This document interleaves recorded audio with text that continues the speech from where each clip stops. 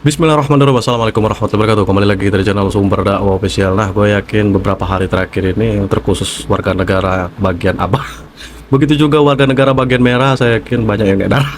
Bagaimana tidak, mereka hari-hari bikin framing di media, tapi hasilnya rakyat makin cinta. Buktinya kemarin kunjungan Pak Jokowi di NTT, tak kalah heboh dan pecahnya kunjungan beliau di Lampung kemarin. Oh ya, mana nih kakek-kakek kemarin yang mengatakan katanya kalau bukan karena dia Pak Joko Widodo tidak akan menjadi presiden. Sekarang masih yakin Pak Jokowi menjadi presiden karena Anda, atau memang karena rakyat Indonesia? Jokowi jadi presiden karena saya. Nah, ini kita kembali lagi nih ke Roy Suryo yang kemarin baru saja mengajukan pra peradilan yang keempat kalinya, minta status cekalnya dilepas. Lah kan kemarin di perapit yang kedua, status tersangka si Roy Suryo itu kan tetap dinyatakan sah. Jadi wajar kalau dicekal. Ini gimana sih? Gua yang awam atau mereka yang memang sengaja mempermainkan hukum? Jujur sih makin bingung gitu. Nah, kemarin ada yang tak kalah bikin geger. Ternyata ada sejumlah atau ratusan adik-adik mahasiswa yang menggeruduk Pengadilan Negeri Jakarta Timur. Mereka mendesak kasus Roy Suryo dan Dr. Tipa dipercepat. Sampai-sampai adik mahasiswa tersebut ada yang membawa poster yang bertuliskan usut tuntas dugaan suap Pengadilan Negeri Jakarta Timur. Nah, ini saya kurang tahu nih, ini maksudnya apa? Pas suap Roy Suryo atau kasus yang lain? Jujur sih, gue kurang tahu. Oke, tanpa berlama-lama langsung kita mulai videonya. Bismillahirrahmanirrahim. Let's go. Yang terhormat, rekan-rekan, terlibat dalam aksi koalisi masyarakat sipil yang hari ini kemudian hadir, kawan-kawan, mohon maaf, tidak mungkin untuk kemudian hari ini kita berasumsi dengan apa yang hari dikeluarkan oleh mereka-mereka yang hari ini kemudian menuduh persoalan yang memang sudah barang tentu hari ini kemudian ditentukan oleh aturan hukum kita, yaitu apa? Yaitu sekelas mantan presiden, kawan-kawan, yang kami mengerti untuk kemudian di rak-rak paling kecil saja, kawan-kawan, yaitu apa? Pemilihan kepala desa saja itu belum perlu untuk kemudian memenuhi administrasi yang jelas, dipromosi secara jelas, diperlihatkan bagaimana perjalanan daripada status pendidikan seseorang, kawan-kawan, untuk kemudian menempati jabatan-jabatan strategis. Lalu kemudian hari, kawan-kawan, ada oknum yang kemudian dipertanyakan dan kemudian menuduh tanpa fakta yang jelas, tanpa bukti yang jelas, yaitu presiden yang memimpin 2 periode bangsa ini, kawan-kawan. Nah, ini untuk kubu Roy Suryo CS. Inilah bukti bahwa rakyat itu sudah cerdas dan muak dengan kalian. Dan sekali lagi nih, ya, bukti bahwa rakyat itu sebenarnya cinta dengan Pak Joko Widodo. Nah, itu yang kalian pasti terima sampai saat ini kan. Apakah negara ini berjalan sudah sesuai dengan roda prosedur yang hari ini kemudian dilakukan? Bagaimana kerja daripada badan intelijen kita, badan intelijen strategi sampai dengan Pak Intelkam, Mabes Polri, untuk kemudian mempropeli salah satu sosok pemimpin yang hari ini kemudian dituduh sebagai Presiden Republik Indonesia. Tapi kemudian lagi-lagi kemudian dituduh, kawan-kawan, tanpa bukti yang jelas. Kami menuntut untuk Pengadilan Negeri Jakarta Timur segera melakukan proses persidangan terhadap Roy Suryo. Dan yang kedua, kita meminta untuk evaluasi dan menyidik Pengadilan Negeri Jakarta Timur. Mungkin itu kemudian usaha kami pada saat ini. Wih, itu sampai bermalam loh, bayangkan tuh. Ini real ini aspirasi anak muda yang menolak untuk tidak dibodoh-bodohi dengan gerombolan sebelah. Perapit keempat pencekalan, apa aja yang Om Roy Ya nanti dengerin rasakan aja selama ini? ya, gitu. Karena kan sampai sekarang kan saya masih dicekal. Padahal kan itu sudah nggak sesuai lagi lah gitu dengan apa yang ada. Namanya wajib lapor, saya alhamdulillah 30 kali sudah wajib lapor. Kemudian juga sekarang juga saya masih wajib lapor di kejaksaan. Oh, ini jadi perapit keempat ini mempermasalahkan masalah pencekalan. Ini harus berjilid berapa jilid itu gua tanya. Lagian kan apa itu tersangkanya kan tetap dinyatakan sah. Jadi wajar kalau dicekal. Itu tanda tanya gue, kok dipermasalahkan di perapit, ya Allah. Jadi aturannya mana untuk kemudian saya harus tetap dicekal itu? Apalagi ini sudah mau masuk ke persidangan. Jadi artinya apa ya, tindakan-tindakan yang melebihi hak asasi manusia itu harus dikoreksi dan harus dipertanyakan ya. Jadi supaya tidak kemudian nanti ini menjadi hak untuk dilakukan ke semua orang. Untuk saya melakukan pra-peradilan itu bukan hanya bermanfaat untuk saya insya Allah, tapi untuk masyarakat. Yang jelas seperti kasus penangkapan, penahanan dan juga kemudian penggeledahan. Ya kan alhamdulillahnya itu saya sudah melakukan pra-peradilan dan itu dikabulkan. Artinya itu tidak sah.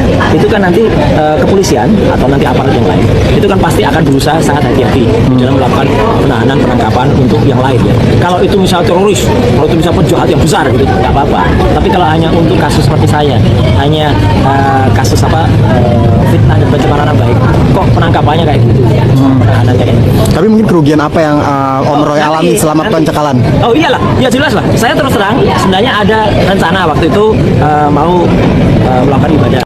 Ini lucu, jujur. Dia yang mulai. Ujung-ujung dia juga yang minta ganti rugi. Ya Allah, bisa gitu ya? Oke. Nah, itu kemudian tidak jadi. Kemudian saya juga sebenarnya ada satu undangan salah satu negara tetangga untuk melakukan pembicaraan di sana. Dan juga saya sebenarnya ada juga rencana untuk melakukan riset babak kedua ke Australia. Dan tidak bisa dilakukan. Ya gitu. Padahal di Australia kan waktu itu saya baru ke kota Sydney. Ya, teman-teman di Melbourne itu udah menunggu-nunggu dan mereka udah mengirimkan ya fasilitas lah gitu. Fasilitas maksudnya saya datang sendiri ya. Tapi bisa kamu nginap di sini aja mas gini-gini. Nah, itu kan rugi besar saya. Ya. Mengenai ganti rugi dari rehabilitasi, itu hemat saya itu tidak dapat dikabulkan. Kenapa? Karena dengan masih melekatnya penetapan tersangka itu sah secara hukum, otomatis ganti rugi rehabilitasi tidak pernah ada, terkecuali Nah, Roy Suryo. Begitu juga masalah apa itu tadi pencekalan. Namanya tersangka kan wajar dicekal. Masalahnya tersangkanya sah. Dengarkan baik-baik lah, jangan membodohi rakyat, tolonglah.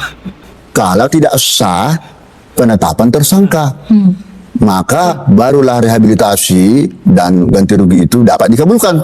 Prof melihat seharusnya untuk mengakhiri polemik dugaan ijazah palsu ke Presiden ke-7 Republik Indonesia, itu Prof melihat jalan keluar satu-satunya apa? Silakan saja, apakah seperti yang Prof sering katakan tadi, silakan saja masuk ke perkara, itulah arena untuk membuktikan apakah benar ada fitnah atau tidak, dan apakah benar ijazah Pak Jokowi asli atau tidak. Itu Prof, menurut Prof solusinya? Sepanjang belum pernah ada gugatan yang menyatakan bahwa ijazah Pak Jokowi palsu atau tidak, belum ada putusan pengadilan yang menyatakan itu palsu atau tidak, tak perlu Pak Jokowi untuk menunjukkan ijazahnya itu. Hak privasi. Meskipun narasi yang selama ini disampaikan karena beliau pernah menjadi Presiden Republik Indonesia, maka punya kewajiban seperti layaknya penyelenggara negara. Kenapa bukan pada waktu dia presiden? Tanyain. 20 tahun beliau Menjadi pejabat publik ya. Pejabat publik, mulai dari wali kota di Solo, gubernur DKI, katakan 5 tahun, 2 periode menjadi presiden RI di ibu kota. Lah, pembangunan negara kita ini, kitalah yang tahu semua. Ini saya akhirnya jadi berpikir, dengan tanpa ada bukti yang pasti atau yang konkret, tanpa disadari oleh orang-orang pencemooh ini, elektabilitas daripada Pak Jokowi ratingnya naik. Jadi menarik kan? Itulah canggih coba Jokowi Dodo. Gokil. Canggih betul beliau. Disitulah orang tidak tahu apa sesungguhnya polemik ini semua. Yang diuntungkan di sini jadi siapa? Coba berpikir sendiri, pemirsa.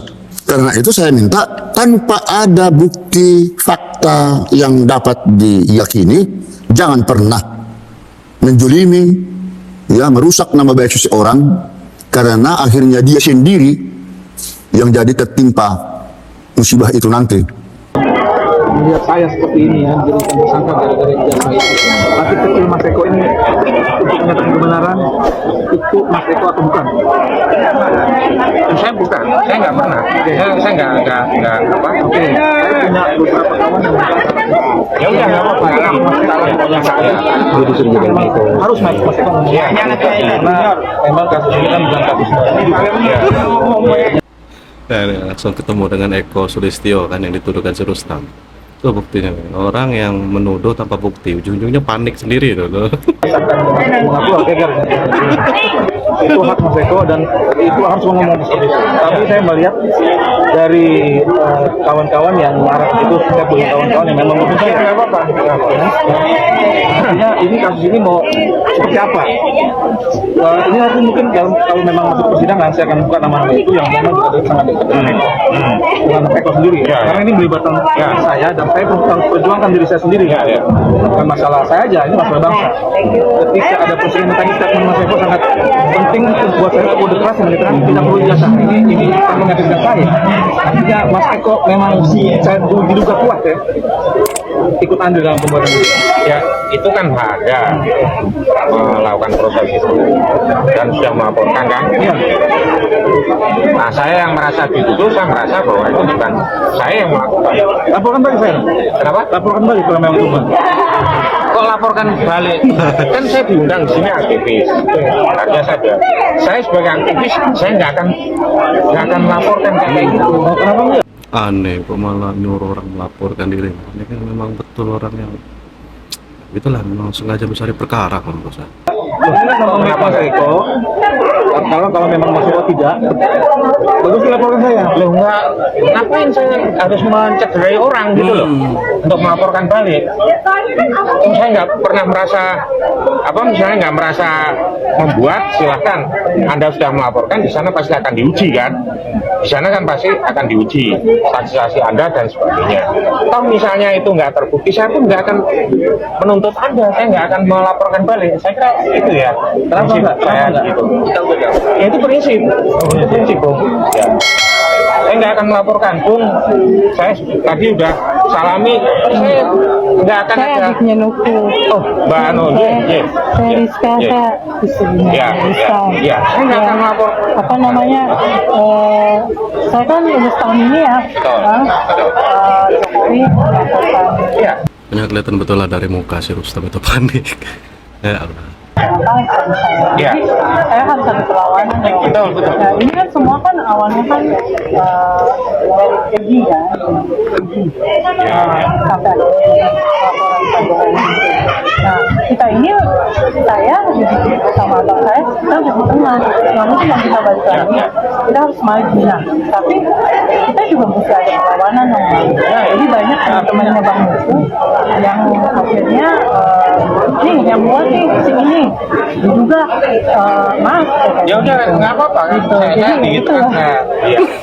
Iya kan. ya jadi apa namanya ini bentuk perlawanan Ini kita apa? karena kita Ini bukan Saya perjuangan, ini perjuangan saya tahu. Saya kemarin saya dilaporkan oleh Jokowi dari Liga Sepatu yang diduga kuat Mas Eko terlibat dalam pembuatan itu. Karena bukan satu atau dua orang yang melakukan. Nggak apa-apa. Maka sinyalnya pun mengarah ke situ. Ya, artinya inilah ini saya alhamdulillah bertanya hari ini saya ketemu. hari ini saya ketemu Ya, juga inilah dengan pernyataan Mas Eko hari Iya. ini. Ya hanya iya aja dan Bukan ya, tidak melaporkan saya ketika bagaimana wong saya nggak melakukan gitu loh. Dan saya juga nggak pernah menyerang istilahnya secara politik ya. Saya nggak pernah menyerang yang sekarang di pihak Pak Dinungan. Saya juga coba lihat bukti-bukti. Kalau saya lebih baik saya kan diam. Sebagai ketua KPU saya tahu memang waktu itu Taunya seperti apa? Taunya seperti apa? Taunya artinya bahwa saya tidak pernah ya nggak pernah menerima yang saya terima waktu itu adalah fotokopi ijazah yang dilegalisir. Ijazah apa? Ijazah apa? Karena Bang ijazahnya apa waktu itu Mas? Ya kehutanan dong. Karena Bang Bitter sempat bilang Ya Bitter ya itu urusan ada dua Bitter. ijazah. Jadi pantas ya kalau si Roy Suryo begitu juga Dr. Tipa kelihatan betul mungkin dari persidangan. Ini udah salah satu bukti real ini mah. Katanya. Oh enggak, Ada dua enggak ijazah. mungkin. Saya ketua KPU Karena itu habis itu waktu itu. kita konfrontasi ke Iya. Bang Bitter. Kan begitu aja.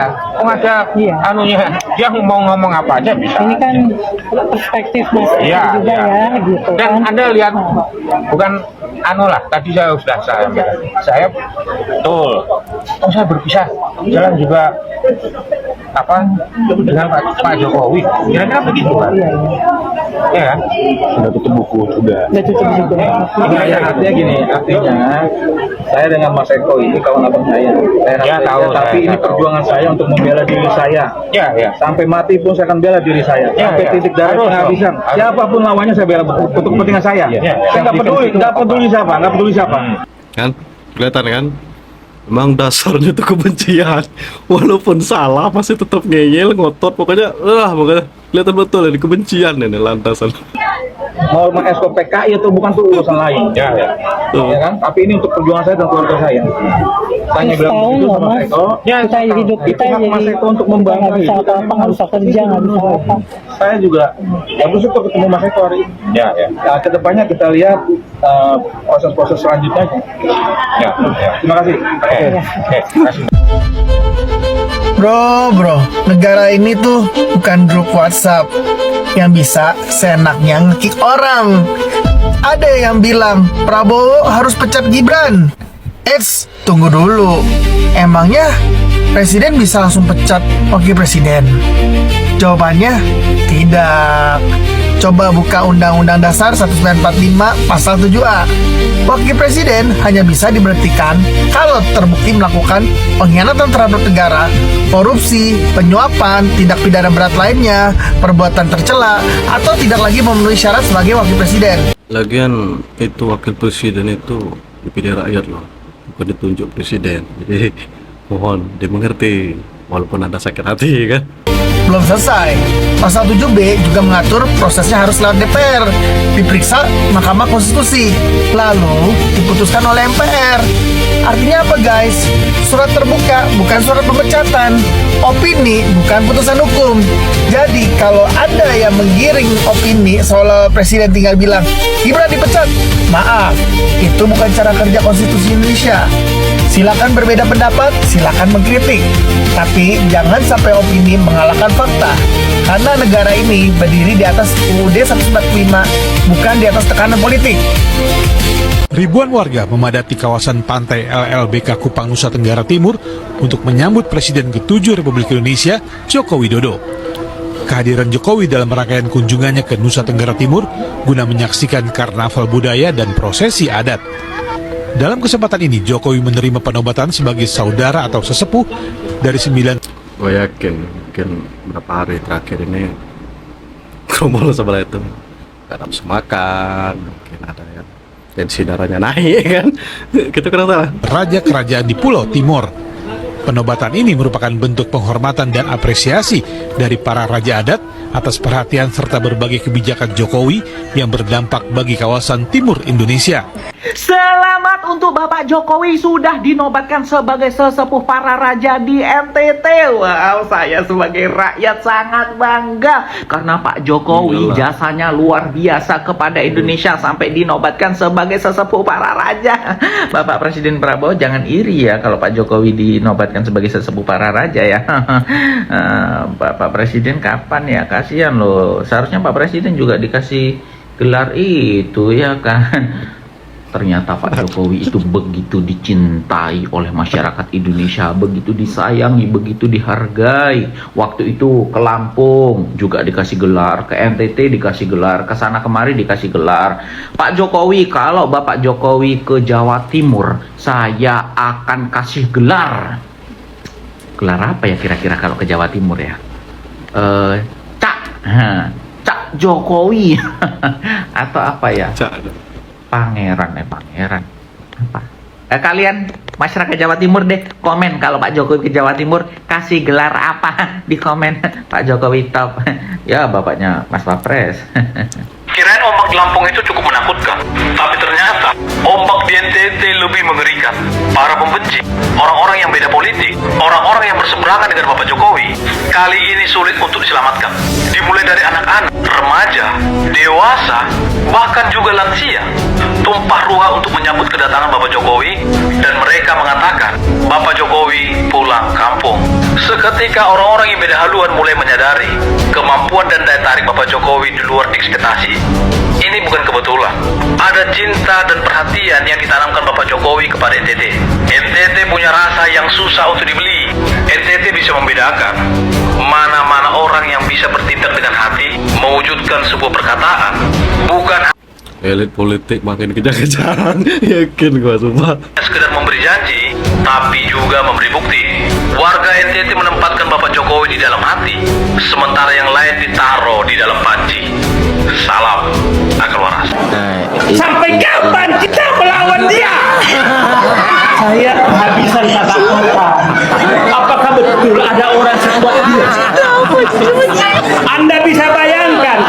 Oh ya, ini orang kemarin ternyata operasi katarak. Nah, pantesan nggak tahu bedain mana yang mangkerakan.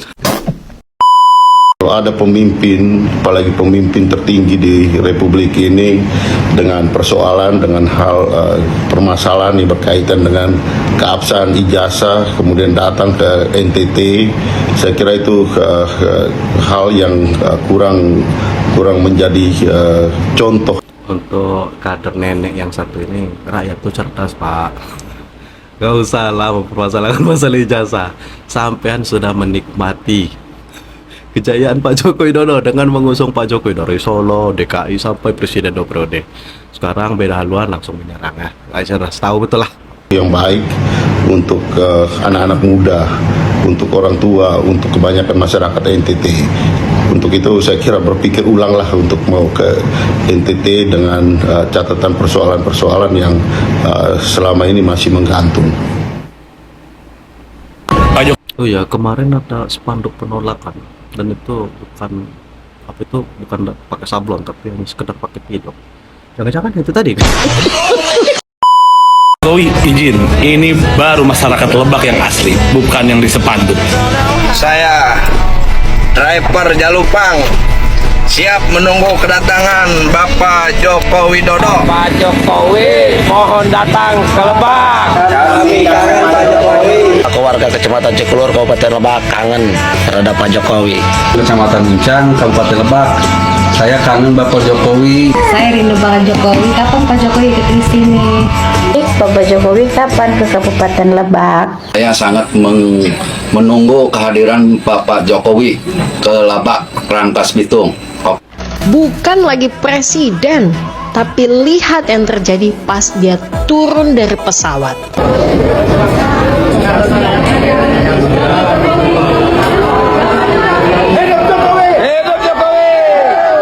Tapi jujur sih, kayak anak merindukan ayahnya lah atau orang tuanya.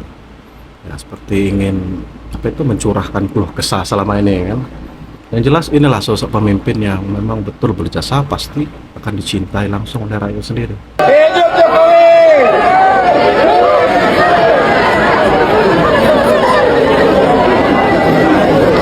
Ratusan warga NTT rela nunggui dari pagi cuma buat lihat orang ini. Padahal dia udah nggak punya jabatan apa-apa lagi. Tapi sambutannya kayak presiden yang baru menang pemilu. Ternyata alasannya bukan soal jabatan loh, tapi soal 10 tahun yang nggak pernah mereka lupain. Ini yang terjadi kalau kerja nyata, ninggalin jejak, bukan cuma jabatan.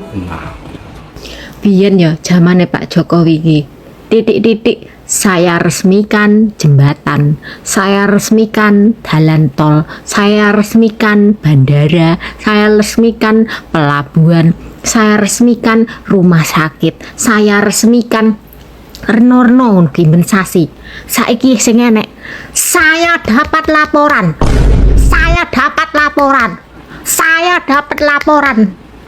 sing ngelapor. Jane ngelapor tenan opo? Sepurone ya Pak Prabowo, bukannya opo masalah aku ki wis ngenteni 2 tahun, rung pernah sampean ki saya resmikan ki kok rung pernah apa aku sing kudet. Ya toh, beh ngowampet lho Pak aku asline cangkemku wis sak kerangkeng 2 tahun tapi pusing pugei. Kalian kangen gak sih sama sosok yang satu? Jujur, 10 tahun terbaik yang pernah dirasain ya.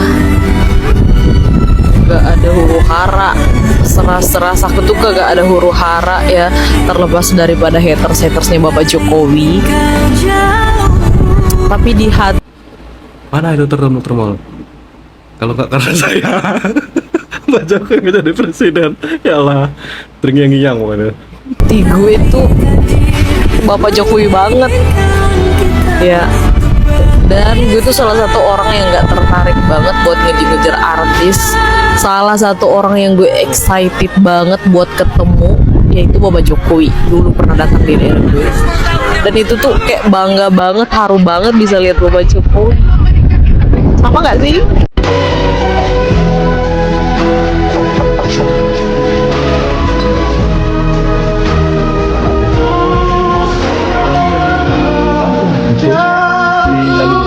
Kamu